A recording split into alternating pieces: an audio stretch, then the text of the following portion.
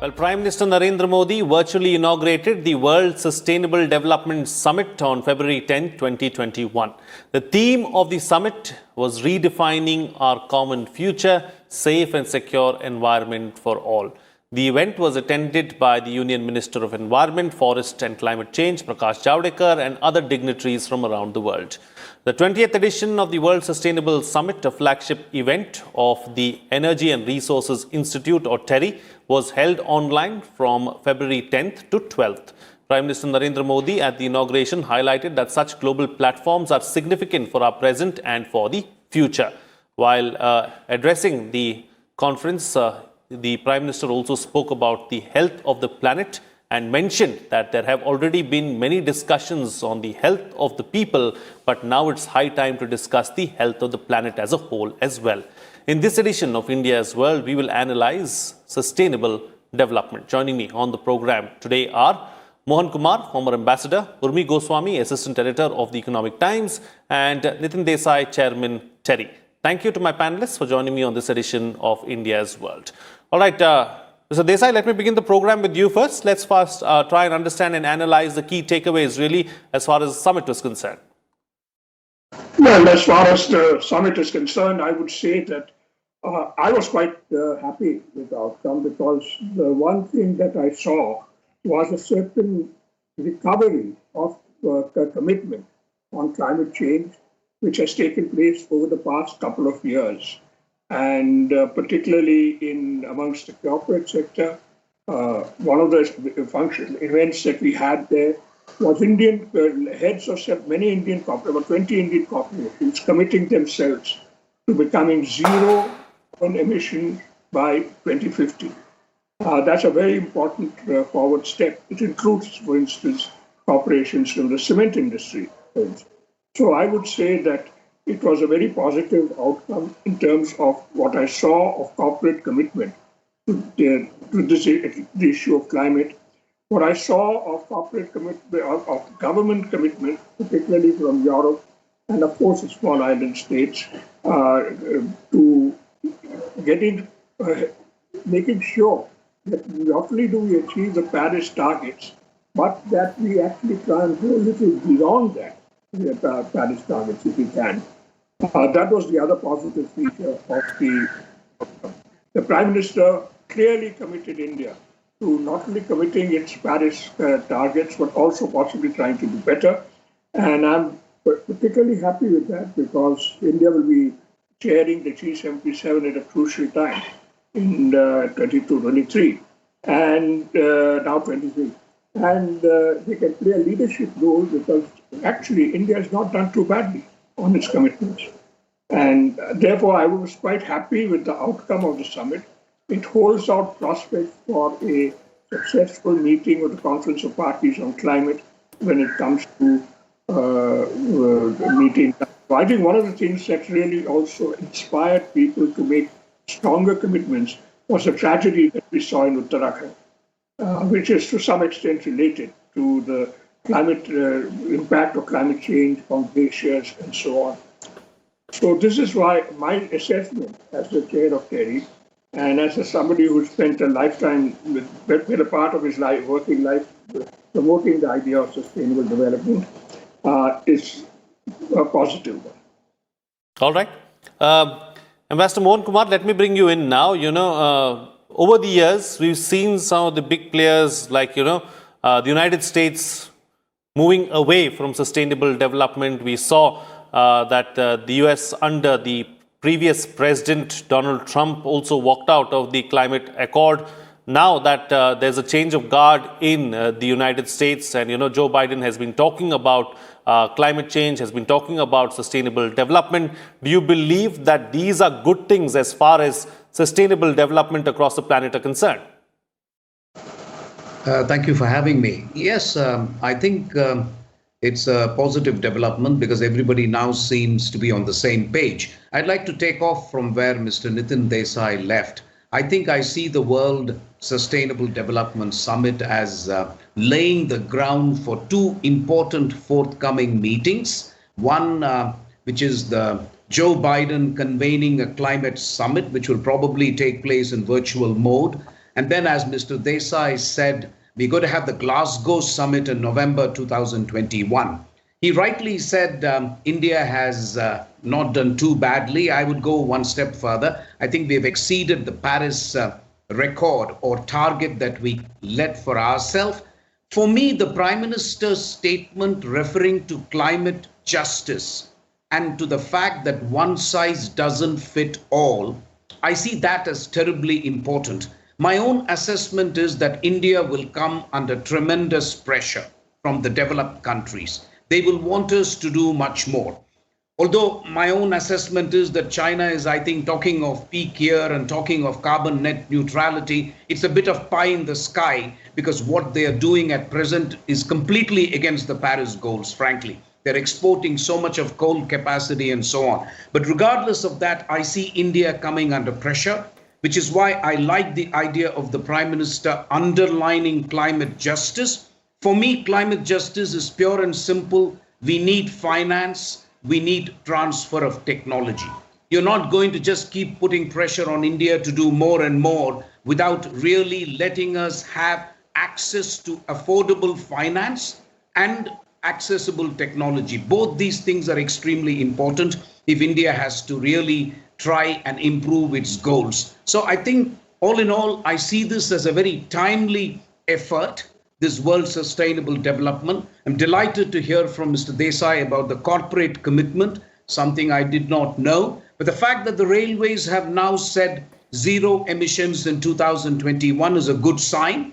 Maybe what we should do, and I just put it out as just a subject matter for consideration, maybe instead of saying top down, we should go sector by sector in India and establish a timeline for zero emissions, a bottoms up approach starting with railways. That may not be such a bad idea, and that will eventually lead us to make a commitment on the year in which we can indicate peak emissions. So all in all, I too express satisfaction with the World Development Sustainable Summit. Thank you.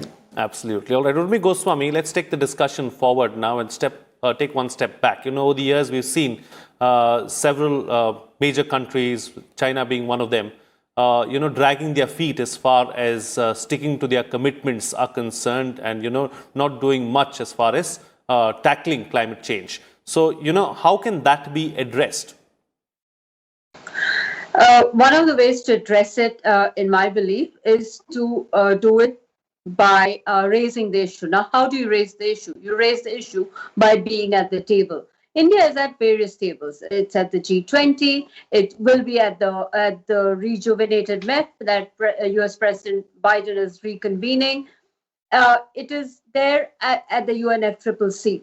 But most importantly, we are there by action. Now, both Mr. Desai and Mr. Mohan have spoken about how India is going to exceed its Paris targets, which is true. India is going to not only meet its Paris goals, which are due to be fulfilled in 2030, but will exceed them. We have also made some changes, though not officially. These have not been officially submitted to the UNFCCC, like the 450 gigawatts of renewable, which is a step up from what we had promised in 2015. In 2015, we had pledged that 40% of our energy generating capacity will be non-fossil fuel, which would include large hydro and nuclear. What happened in 2019 is Prime Minister Modi at the Climate Ambition Summit and even earlier had said that we will step up and we will have 450 gigawatts of renewable, which that would mean small hydro, solar, wind, but mostly solar and wind and modern biomass. So obviously we are stepping up, but we need to do more. Where I would disagree with my previous panelists, or let's say I would move slightly amplify it further, is that we need a target. Now, this net neutrality target, that's a net zero emission target, is in many ways is partly a political target. It sets an ambition. It gives a commitment. And we need to be with the world. Mr. Mohan mentioned about the intense pressure that India will come under. It is true, India will come under intense pressure. But I think this is the moment for India to look back and see what all it is doing. When we speak about our commitment, we only talk in terms of the NDC commitments, the four corners of the Paris Agreement. But the truth is that India is doing way more than that. And that is what we need to start accounting for. Consider this. India has committed to restoring 29 million hectares of degraded land by 2030. That is not part of your Paris agreements, but there is an impact. It does affect in terms of carbon sinks. It does impact in terms of emissions avoided. Think about the Ujjwala program, which is about moving people from traditional biomass, which is not clean, to cleaner fuels. Right. So there are all these things. The fact of the matter is that we need to now be talking in terms of an all-of-government approach.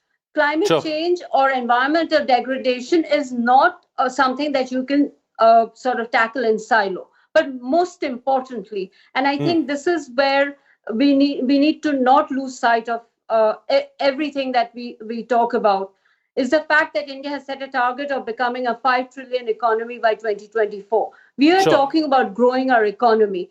And for that, you need investment. Both, you need to have better public investment, which is focused towards green, but you also need to send out the signal to the world, to other investors, that we are aware of what a climate risk is, what environmental degradation risk is, and therefore the money you put in this country will be safe.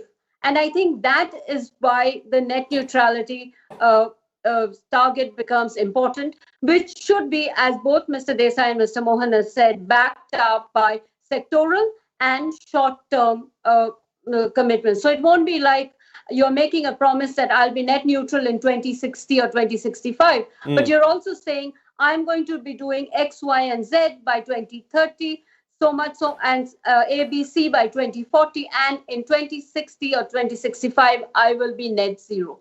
So it has to be a plan for the future, working back. Okay, points taken. Let me take the points that you're making forward with Mr. Desai now. So, Mr. Desai, you spoke about corporate commitment, which is extremely good. We also spoke about how India has done a lot, how India is going to exceed its goals and meet its targets and also go beyond. How do we ensure that we do more? What more needs to be done? And how do we also ensure that everybody comes on board, not just the government and the corporates?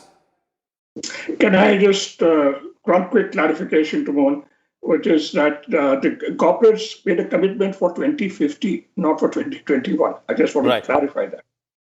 Then let me focus on one thing, the issue of India coming under pressure. It will probably come under pressure on two issues. Declaring a date for carbon neutrality, which is actually not a big thing. You declare 2050. There's no great issue in declaring it. China has happily declared it and is getting a lot of credit for it. But the real issue is what was mentioned by the previous speaker, which is what is your plan for getting there, which has to have intermediate targets, so 2030, 2040, 2050, etc. Whatever it is, that's one thing. I'm not sure that that's such a big issue. The second issue will come at a target of pressure for is coal. And there will be pressure on coal. In fact, actually, the reality is that new investment in coal is coming down. New investment in coal is coming down. Quite frankly, people are not prepared to invest in coal. You're maybe stuck with frozen assets. So how does it, but you're right, how does India counter this pressure? I do not think we can counter this pressure simply by the old story, 30-year-old story, that give us more money, give us cheap finance, give us free technology, we will do it. No, I would start reversing it. I would say, and particularly on the West, why are you people not doing more? And propose a target, saying let all countries exceed their Paris targets by as much as India is going to exceed. Put that forward as a target. We will exceed our target. And we can happily agree on a number, whether it's 5%, 10%, 15%, whatever. Those guys will have great difficulty in agreeing to that because they are not on target. So I would start reversing the pressure by India taking a leadership role in a more vigorous action on carbon emission mitigation. because I think we have a reasonably good record, and why not use that as a source of pressure? So when these guys come and tell me you are through more, I said, why don't you do at least in percentage terms as much more as we are going to do? Let them counter that. Be brave. Don't go on saying I'll do more provided you give me money, etc. Nobody's going to give you money. Nobody's going to give you free technology. And what about technology? Technology is going to be the climate technology is going to be the driving force of growth. I don't necessarily want free technology from there. I want my people to develop these technologies